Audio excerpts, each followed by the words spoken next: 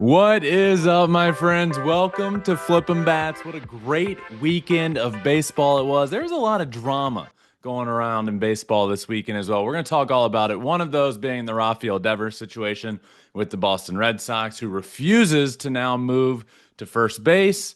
We'll talk about that, who's in the wrong, who's in the right, if anyone. But just a lot of drama there. Continuing drama because earlier in the year, he didn't want to move from third base to DH. He refused to do that. Then he came around. So just a lot going on there in Boston. We'll talk all about that. The Dodgers, Shohei Ohtani is historically good once again.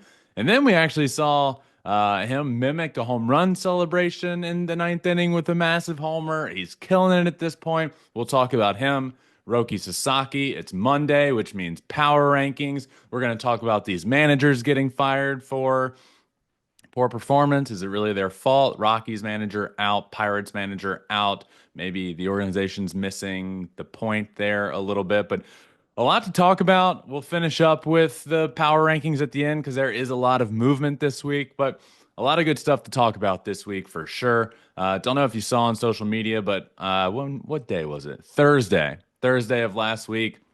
I was at a Sportico event where I hosted a panel with Nez Bilello, who's Shohei's agent, which is a really cool thing. Just me and him up on stage at this event where tons of business people and sports people all meet and listen to these panels. And ours was just me and Nez up on stage. And I got this cool name tag, which, in case you missed it, we are officially a new name of the podcast. It has, if you're just listening and you can't see, it's my credential from the event. Ben Verlander, MLB analyst, Flippino Bats podcast is what it says. So thank you to Sportico for one, the really fun event, but two, new podcast name, Flippino Bats. Absolutely love that. But fun there with Nez. Just talked about how Shohei's contract came together and how he ended up with the Dodgers and how his marketing has been going. Shohei, I don't know if you saw last year, but baseball marketing, you see those numbers and you see this guy's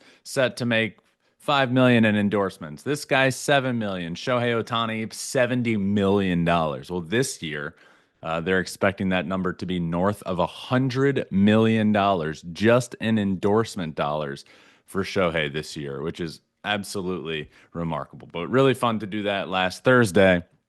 Then a lot happened over the weekend. Let's start with the Devers situation because it did happen. Happened towards the end of last week, but I still wanted to talk about it because I might have a bit of a different opinion here. I do think. Here's what I think. I think Rafael Devers should play first base. Right? He's paid to hit. He's paid to be the star of the team. You're asked to move to first base. Not the hardest position on the field. This is no knock to first baseman or Gold Glove first baseman or anybody that plays that position ever. I played first base a good bit. I moved from right field to do it. It's probably the easiest position to play defensively on the field. Okay, let's just call a spade a spade. Rafael Devers should play first base, and he's handled this very poorly. He should stop talking. He should handle this behind closed doors with the organization. And he should do whatever is in the best interest of the team to help them win. Tristan Casas goes down with a season-ending injury. Rafael Devers should play first base. And he says, I'm not doing it. I'm not going to learn all these new positions. What? Next thing you know, an outfielder gets hurt and they want me to play the outfield? Is that what they want? That's a true quote. No, they're not asking you to play every position. They're not asking you to play the outfield. Guess what? They don't want you playing the outfield because you'd stink out there. They're asking you to play first base. You're a third baseman. The transition to first base from third base is an easy one. You got to figure out how to scoop some balls. They're not asking you to not make an error over there. You're going to make mistakes. That's fine. But it is in the best interest of the team for you to go play first base. But to publicly say you're not doing it isn't the way to handle it.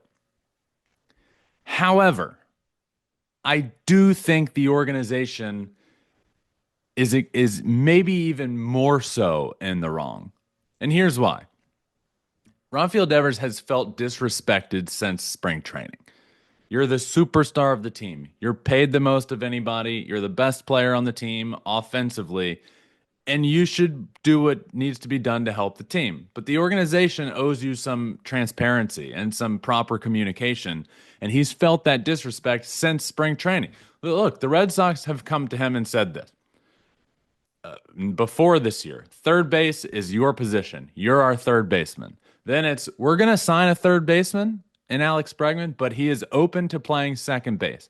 Then it's, we want Bregman at third base and we want you to DH. And that's when the drama really started. He said, what? I was told third base is my position. And then it's, okay, you're out of the DH position. You're our, no, but it's, you're our DH now. We need you to throw the glove away. Guess what? It's happening. You're our DH. Throw the glove away. Okay. He does it, finally comes around, again, goes to the media and says he feels disrespected and probably not the best decision there. And then the organization once again goes, wait a second, that glove we told you to throw away, get it back. We need you to play first base. So it's just like, where's the communication here? Before the season starts, call him in. Before he steps foot on the field in Fort Myers, Florida in spring training, you owe him a phone call that says, look, I don't know what this offseason has in store. We just want to be honest with you. We are looking around at the third base position. We're talking to Alex Bregman. We're potentially trading for Nolan Arenado. There's just a lot happening, and we owe you a conversation. We'll be upfront and honest if something gets close, but it just feels like every single step of the way, your star player is blindsided, and I don't think that's the right way to handle it. I think both sides are in the wrong here. I think Rafael Devers is wrong and has handled this miserably and should just stop talking to the media about it and go play first base. I think the organization should just communicate with him, talk to him behind closed doors, see what makes him comfortable, and he should just move. So many great players throughout their career have moved for the betterment of the team. Very recently, Bryce Harper moves from the outfield to first base. Derek Jeter moved Alex Rodriguez over to third base. A-Rod comes over to the Yankees. A-Rod's the better shortstop. Look, I don't know how we all feel about the Yankees and Derek Jeter and Alex Rodriguez. A-Rod is potentially the best shortstop of all time. Okay, there's a lot of drama surrounding him, but Alex Rodriguez is the better shortstop than Derek Jeter. Okay, Derek Jeter is the shortstop of the New York Yankees. He ends up moving over to third base. A-Rod does for Derek Jeter. Miguel Cabrera, one of the best right-handed hitters of all time. Tigers sign Prince Fielder to play first base once Miggy has moved from third base to first base. The Tigers sign Prince Fielder, and they're like, Miggy, how you want to go back to third base? And he does it. And then he wins multiple MVPs in a row. It's just about being a team player. You're not paid just to produce on the field. You're paid to be the face of the organization.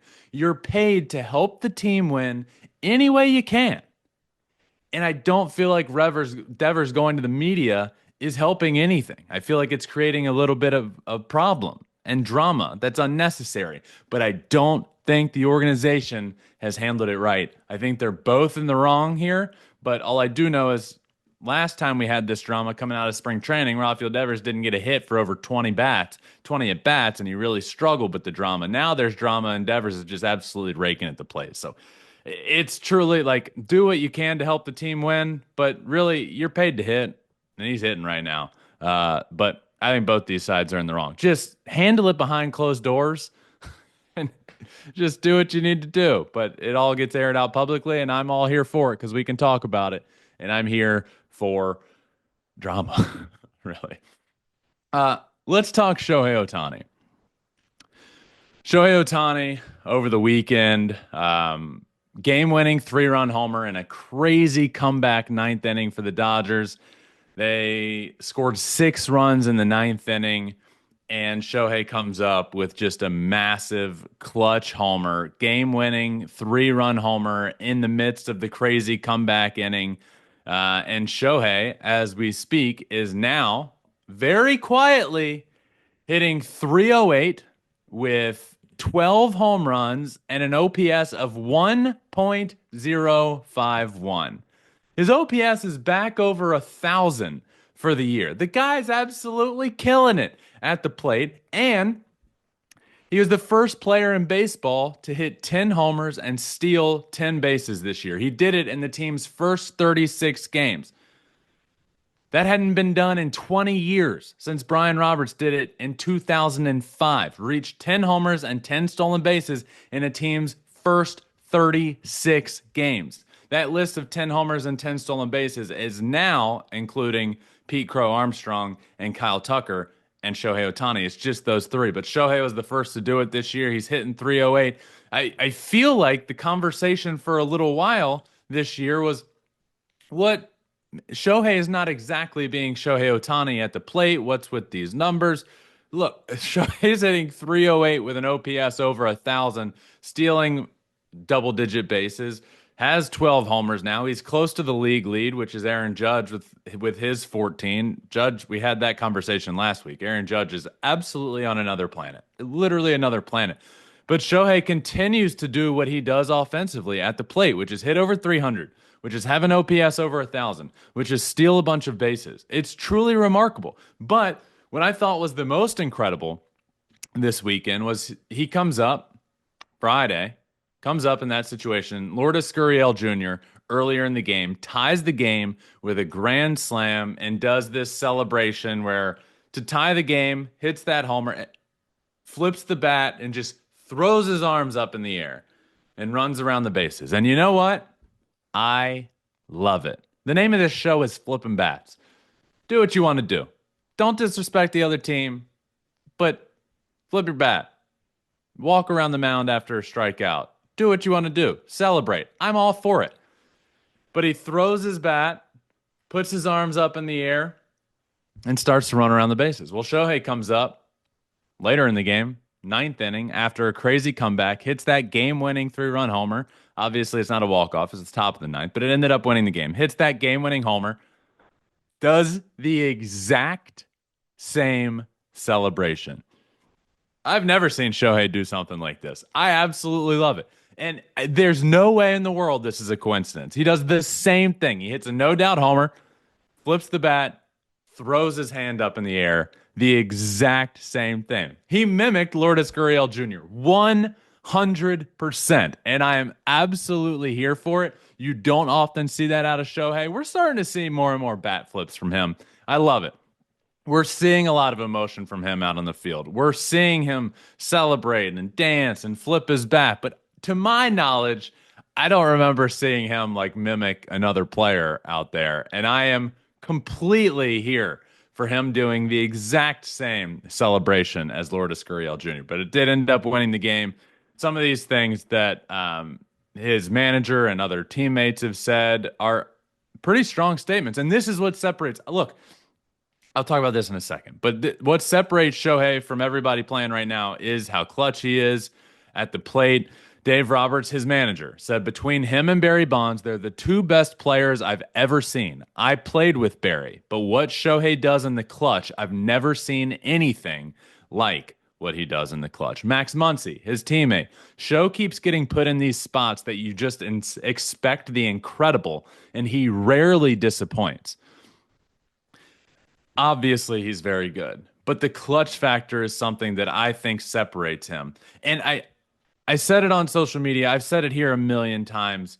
I started a couple years ago by saying he's the most talented player that I've ever seen. I think he's the most talented player of all time. But then that's transitioned into I think he's the greatest player of all time. And I always preface that with I think it takes longevity. I do think we'll need to see a little bit more to officially say he's the greatest player ever. I just need to see what he's doing over a continuous period of time, a few more years. I do think he needs to get back on the mound. I think if he gets back on the mound and stays healthy for a couple years while putting up these numbers offensively, that will solidify it.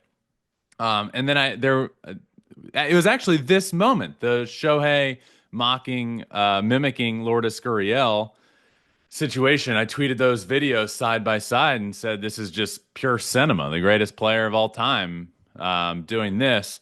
And I actually ended up in a bit of a discussion with Chipper Jones, who said, look, Barry Bonds is the greatest player of all time. And then I went back and forth with him saying, look, I get that. I consider Barry Bonds to be the greatest hitter of all time, hands down. He then said, with Barry's defense and all the gold gloves and all the stolen bases, it truly was a good conversation. It ended up with him calling me the man, which, Chipper Jones calling me the man. Share a little laugh, a little back and forth there. Just me and Chipper Jones, friend of the pod, by the way, just being pals. But this is what I think separates him. These numbers offensively, yes. The fact that he pitches, yes. And right now it's a tough time to have the conversation because he hasn't been healthy. He hasn't pitched in a couple of years, and I don't think you can yet.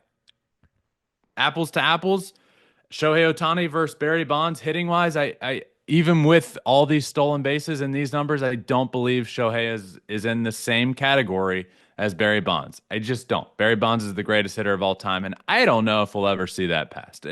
If Aaron Judge keeps doing what he's doing for like 5 years, and if he hits 400 this year, which isn't going to happen, but if he keeps doing what he has been doing for the next 5 years, there's a conversation to talk about Aaron Judge and Barry Bonds.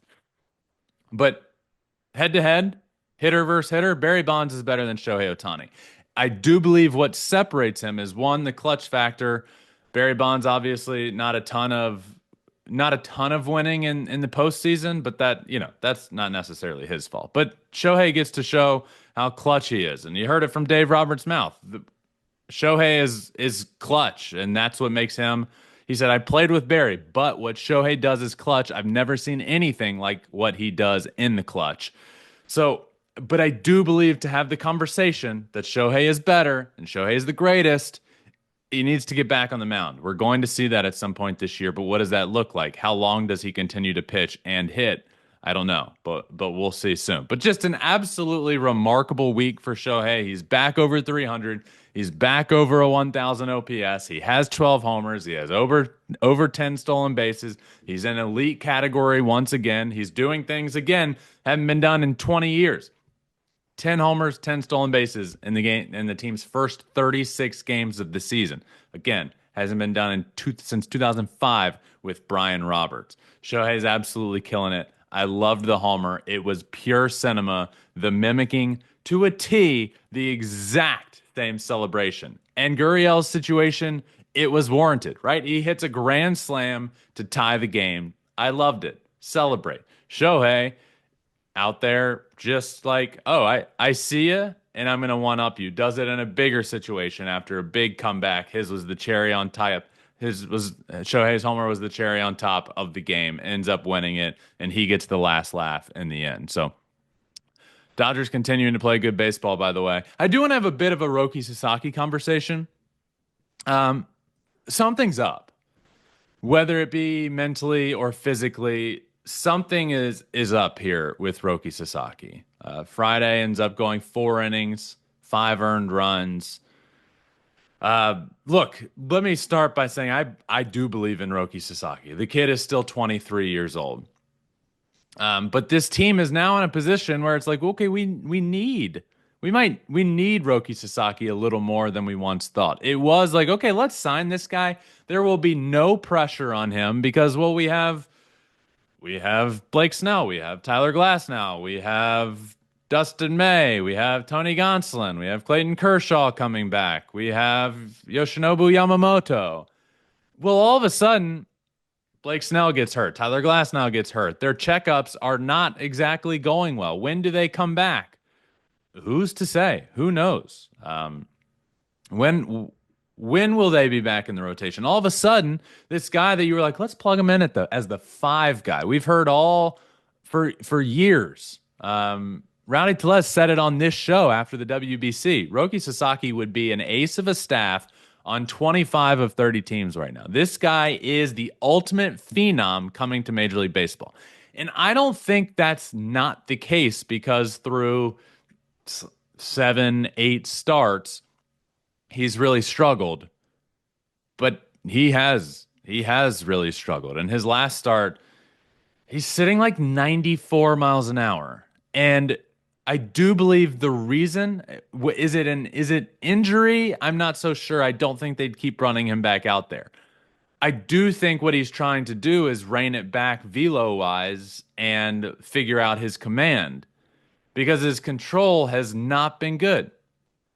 He got 0 swing and misses in his last start. a 30% ball percentage, which was the best of his Major League Baseball career, the best of the season. But when you start to look at his stats, he's in really bad categories. Only two pitchers in baseball have this. Only two pitchers with a 5+ GS, a swing strike percentage below 10, and a ball percentage above 40. Andre Palente and Roki Sasaki. So, I mean, his fastball velo being around 94 isn't great. Is he reining it back because of his control? I don't know, but if he is, his control's still not great. His splitter's gross. But if your fastball is going to be around 94 with not a lot of movement, you're going to be put in a tough spot. So what? Look, I'm all for him trying to figure things out. And okay, let's rein it back a little bit. Let's rein it back velo wise to try and figure out your command. Well, all of a sudden, this team's like not in a position. The rest of the NL West is really good. And all of a sudden, two of your best pitchers are hurt and injured and out for who knows how long. So all of a sudden, Roki's not needed as a number 5. He'll pitch every 6 days and like can't, let's see him progress. And all of a sudden it's like, wait, we need you. We need you to go more than 4 innings every start. So his command is just not good right now. I know he's working on things. I'm not worried about him long term. Still, truthfully, I am not. But it does feel like something is up.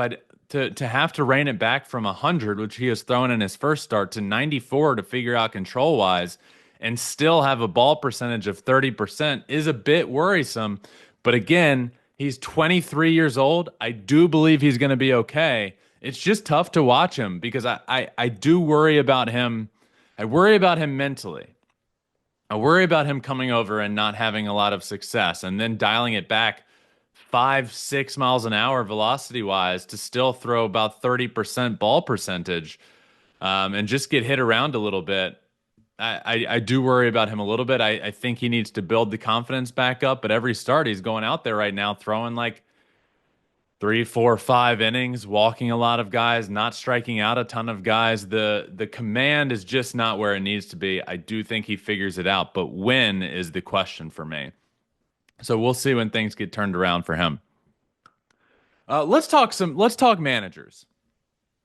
Let's talk managers because a couple of them have gotten fired over the last week. Bud Black with the Colorado Rockies and Derek Shelton with the Pittsburgh Pirates. I have some strong thoughts here, and those thoughts are that these two organizations are missing the whole problem at hand. Why are you firing Bud Black? Why are you firing Derek Shelton? They are clearly just scapegoats. They are not the problem.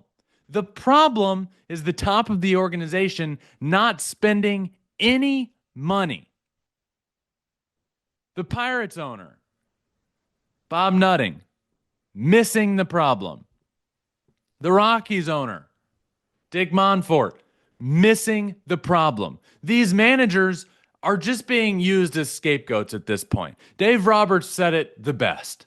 I don't think Casey Stengel could change the outcome of that ball club. It's not the manager's fault in terms of Bud Black, who's been the manager there for a while, who has never had a good product put out on the field for him, really, at least in the past 5 years. I know they pushed the Dodgers to a game 163 in 2018, but it's just been downhill since then. But to me, it's just, as an outsider, it's so clear and obvious. But these quotes from Rockies ownership just drive me up a wall. And that's what I wanted to talk about. Is sit back and listen to this for a second and try to not let this piss you off. This is coming from the Rockies owner. The Rockies are on pace to be the worst team of all time. Worse than the White Sox last year. Listen to this. Our play so far this season, especially coming off the last 2 seasons, has been unacceptable. Our fans deserve better, and we are capable of better. While we all share responsibility in how this season has played out, these changes are necessary. We will use the remainder of 2025 to improve where we can on the field and to evaluate all areas of our operation so we can properly turn the page into the next chapter of Rockies baseball. I want to thank Bud Black and Mike Redmond, blah, blah, blah, blah, blah. It's just missing the point. The Rockies rank 20th out of 30 teams in all of baseball and payroll. They've invested $45 million less than the Giants and $53 million less than the Diamondbacks in their own division. They trail the Red Sox, or they trail the Padres by 83 million. You could double their payroll and they'd be just as far behind the Dodgers. So the point is being missed here. Bud Black is not the problem for the Rockies' struggle. It's this guy who's making these quotes, who's in charge of how much the team spends, not spending any money and just raking in the money where he can from all over the place. That's the clear problem here. When Bud Black took over as manager in 2017, the Rockies were 16th in Major League Baseball in payroll. They had 14 million more on the books than they do now, and that's in 2017. And that year, in particular, 2017, Bud Black led the Rockies to the NL wild card. They won 87 games. The next year, they won 91 games. They pushed the Dodgers to a game 163. So my question to Dick Monfort, who's making these quotes, is okay, did he just forget how to manage since 2017 when he took over with a higher payroll? With a higher payroll 8 years ago than now? Did he forget how to manage from 2017 to 2018? Or did you just say, well, screw trying to compete. I'm going to make as much money as possible and just pull back and pull back and pull back on your payroll, back and back and back. Spare me with this team is capable of better. There was a quote of there needs to be a sense of urgency. Spare me with all of that. It's disgusting.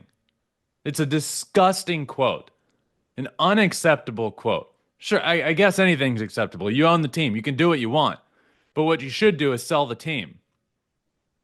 There's no room for this in baseball. It pisses me off. There's no room for owners that just continue to put scapegoats and, I'm just going to kick my feet up. Sure, publicly, I wish our team was better. No, you don't. You truthfully don't. You're doing nothing to make the team better. You're making money. You're doing nothing to make the team better. You're not putting money into the organization. It's unacceptable for a team's payroll to be higher in 2017 than it is in 2025. And same thing with the Pirates. Derek Shelton gets fired. It ain't his fault. It is not these managers' fault. It is the people doing these firing, making these quotes. It is their fault. And I know they know this, but that is what is so frustrating. That's where they need to look. If you don't love the game of baseball, just get out. Sell the team to somebody that wants to win. You don't want to win. You don't care. You don't care enough. Sure, if you're flipping a coin, do they wish they were a winning ball club? Sure, yes, of course. But are you willing to do what it takes to be a winning ball club? Not even close. Not even close. So just two firings that piss me off. At least now for the Pirates, Don Kelly's in charge managing. I love that. I love Donnie Kelly. Don Kelly in his second game as a manager for the Pirates gets ejected. Just straight Jim Leland to Don Kelly, just his understudy, gets ejected in his second game. I absolutely love it. So I do like Don Kelly a lot, but when it comes to these organizations, these firings just honestly piss me off. But it is Monday.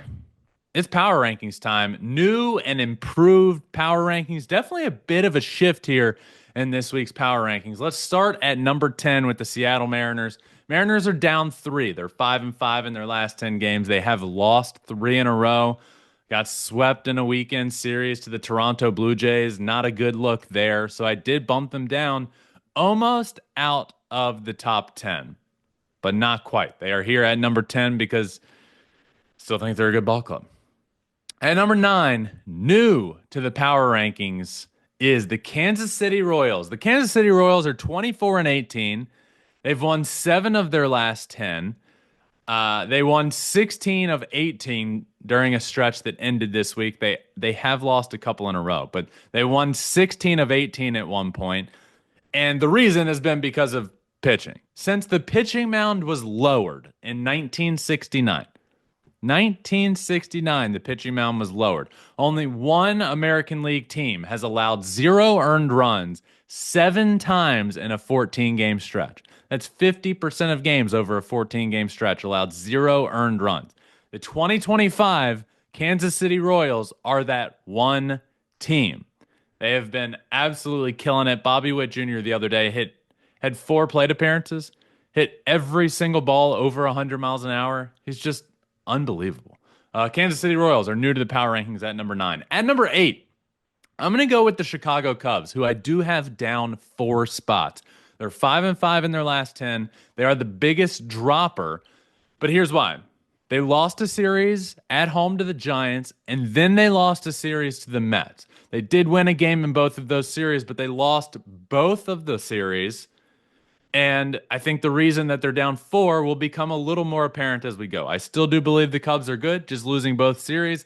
Not a good look this week. So at number 7, I'm going to go with the Giants, who are down 1 spot. Now, the Giants, brutal weekend series, swept by the Twins, but they did play a good series on the road against the Chicago Cubs. So I couldn't have the Giants below the Cubs. Was the Cubs movement bigger? Sure. Was the Giants end of the week brutal? Yes. But the Giants did beat the Cubs on the road, so I couldn't have the Cubs above the Giants. It just wouldn't make sense.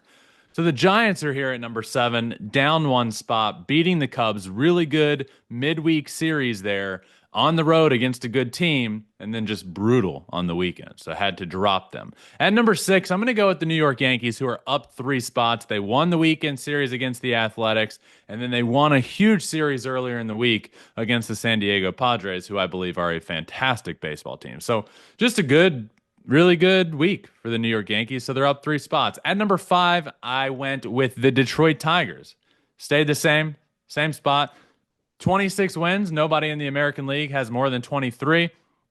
They did lose the weekend series to the Texas Rangers, who are just not that good of a ball club right now. And then they dominated Colorado earlier in the week. So I kept them the same. At number 4, biggest mover up on the week is the Philadelphia Phillies. They swept the Tampa Bay Rays on the road. Then they won a big weekend series on the road against the Cleveland Guardians.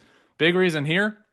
Why are they the biggest mover? Well, a really good week for them. And I also really believe in this ball club. I think the Philadelphia Phillies are one of the best teams in baseball. A really good week. Bumped them back up to where I think they do belong here at number 4. At number 3, New York Mets stayed the same. They're 26-15. They have the second best record in the NL. They beat the D-backs this week on the road, and then the Cubs at home. In the same week, you beat the D-backs, who are a good ball club. You beat the Cubs, who are a good ball club. So the Mets are playing great right now. At number 2, also staying the same, I'm going with the San Diego Padres. 6-3 road trip. Left a bit of a bitter taste in my mouth after the Sunday game. You lose to the Rockies, but they did put up like 1 million runs before that game. They scored close 40 to 50 runs and like 40 runs in the first 2 games of the Rockies series, winning those 2 games, and then you lose. Just a bad taste in my mouth after Sunday. But you look up at it and you say, okay, we concluded a 6-3 road trip. That's good baseball. Padres are good. They stay the same here at number 2. Padres are great. At number 1, I'm sticking with the Dodgers. I think the Dodgers are the best team in baseball right now. Freddie Freeman very quietly putting up absolutely absurd numbers. I know he missed a good bit of time, but Freddie has been incredible. Shohei is now over 300 with an OPS over 1,000. They have pitching depth issues and concerns. People are getting hurt. It just doesn't matter. The Dodgers are still killing it. The Dodgers are the best team in baseball right now, but that NL West is a really good division, and they have put no separation. It's all right there. Dodgers, Padres, Giants, all neck and neck. So we'll see what that division continues to be. But right now, I'm going to stick with the Dodgers in the number 1 spot, meaning we'll go 10 through 1. 10, Mariners. Then Royals, Cubs, Giants, Yankees, Tigers, Phillies, Mets, Padres, Dodgers. One thing I did want to mention They just missed the power rankings. There's a couple of teams on really long win streaks that I just couldn't put here yet, but they're right around that 11-12 mark. The Minnesota Twins on an 8-game win streak and the St. Louis Cardinals on an 8-game win streak as well. So they're just missing out on the power rankings right now. If there's another week of them playing really good baseball, they're probably going to be in these power rankings soon. I just want to see it a little bit longer. I know these are long win streaks, but you look at their record, and now both of those teams are like, oh, we are on a really long win streak. We're now just above 500. It's like, okay, let me see it for another week. Let me see, you play some different opponents and see if you can crack in the top 10. But Twins and Cardinals, both on 8-game winning streaks, playing really, really good baseball right now. And next week, would not be surprising to see at least one of those in the power rankings. So we shall see. Fun week of baseball this past week. Also, by the way, John Smoltz is on every single week. He will be up here in a couple of days. If you haven't, go back and listen to his last episode, which was Thursday of last week. He typically comes on somewhere between Wednesday, Thursday, Friday, in that range. But follow us on all social media and make sure you stay tuned so you can figure out when he comes on. But just a lot happening. The Devers situation, these managers fired, which just pissed me off. Shohei playing great baseball. The Dodgers still the number one team in baseball as of right now, but everybody's neck and neck there in that NOS. But just some good things happening. Baseball is rolling. So are we on Flippin' Bats. Remember, 2025. The year of Flippin' Bats, and that is off to a good start. Absolutely loving everything that's happened this season and talking to you guys about it all season long. So there will be another episode this week coming up soon with John Smoltz. Please make sure you subscribe wherever you listen to your podcast, Apple, Spotify, wherever. You can also watch every single episode on our YouTube channel as well. I love hopping in the comments and talking to you guys, whatever you think about the episode. If you're just listening and you've never watched on YouTube, go watch and go leave a comment if you're thinking about something, or if you disagree, or if you agree. It's just a lot of fun hopping in the comments and talking back and forth with you guys there. So our YouTube channel is Flippin' Bats Pod. Every episode comes out on video. All of our social media channels to stay updated on everything, to see the power rankings every Monday, to see a bunch of videos that come out at Flippin' Bats Pod everywhere. But thank you all for listening. Remember, Flippin' Bats is presented by FanDuel. Bet baseball with us all season long on America's #1 sportsbook, and that is FanDuel Sportsbook. Thank you all for listening. This has been a lot of fun. Baseball is rolling. And until next time, which will be a couple days with John Smoltz, remember, find your bet and flip it. Peace. Flippin' Bats is presented by FanDuel Sportsbook. Must be 21 and older and present in select states. For Kansas, an affiliation with Kansas Star Casino, or 18 and older and present in D.C. Gambling problem? Call 1-800-GAMBLER or visit rg-help.com. Call 1-888-789-7777 or visit ccpg.org/chat in Connecticut. Or visit mdgamblinghelp.org in Maryland. Hope is here. Visit gamblinghelplinema.org or call 800-327-5050 for 24/7 support in Massachusetts. Or call 1-877-8-HOPE-NY or text HOPE-NY in New York.